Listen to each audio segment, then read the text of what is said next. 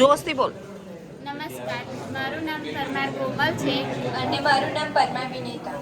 અમે આકલાવ હાઈસ્કૂલ આકલાવમાંથી આવ્યા છે. અમારો વિભાગ 4A વિકસિત નવીન ટેકનોલોજીમાં અમારી કૃતિનું નામ 3D બાયો પ્રિન્ટર છે.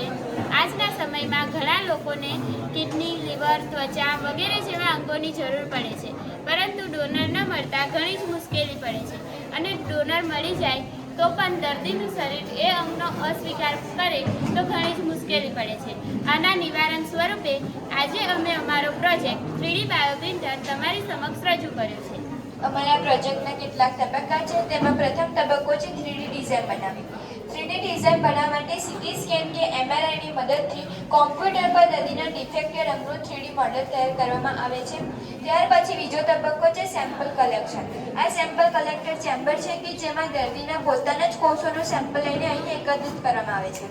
બાયોપ્સી વડે કે દર્દીના રુધિરનું જ સેમ્પલ એકત્રિત કરીને અહીં સાચવવામાં આવે છે. ત્યાર પછીનો તબક્કો છે ટીશ્યુ કલ્ચર. આ ટીશ્યુ કલ્ચર ચેમ્બર છે જેમાં તમે જોઈ શકો છો કે ઘણા બધા ખાના છે.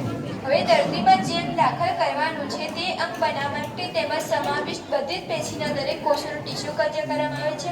એટલે કે તેમને પોષણ માધ્યમ પૂરું પાડીને કોષોનું સતત વિભાજન કરવામાં આવે છે, જેથી એ કોષોનો પૂરતો જથ્થો બાયો પ્રિન્ટિંગ માટે મળી રહે. અને આ પોષક માધ્યમ ધરાવતું ચેમ્બર છે કે જે ટીશ્યુ કલ્ચર માટે જરૂરી છે. ત્યાર પછીનો તબક્કો છે બાયો ઇંક બનાવવી. ટિશ્યુ કલ્ચર ચેમ્બરમાં કોષોનો પર્યાપ્ત જથ્થો બની જાય પછી તેને પોતાની જૈવિક ખાદ્ય સામગ્રી સાથે મિક્સ કરીને બાયો ઇંક બનાવવામાં આવે છે. આ બાયો ઇંક 3D બાયો પ્રિન્ટરમાં શાહીની જેવું કામ કરે છે. આ બાયો ઇંકને 3D બાયો પ્રિન્ટરમાં પાઇપની મદદથી લોડ કરવામાં આવે છે. આ 3D બાયો પ્રિન્ટર છે જેમાં તમે જોઈ શકો છો આ કન્ટેનર છે. આ કન્ટેનર પ્રિન્ટિંગ સમયે કોષોને જીવંત રાખશે. અહીં આ 3D બાયો પ્રિન્ટર કોમ્પ્યુટર સાથે કનેક્ટેડ છે. આ 3D બાયો પ્રિન્ટરમાં અહીં એક નોઝલ છે. આ નોઝલ કોમ્પ્યુટર એડેડ આધારિત ચોક્કસ પ્રકારના કોષોને ચોક્કસ સ્થાનમાં ગોઠવીને આબેહૂબ અંગની નકલ કરતું વાસ્તવિક અંગ બનાવી આપે છે. કોષો માઇક્રોમીટર કે નેનોમીટરમાં હોય છે કે જેથી કોષો કેવી રીતે પડે છે એ આપણે જાણીએ.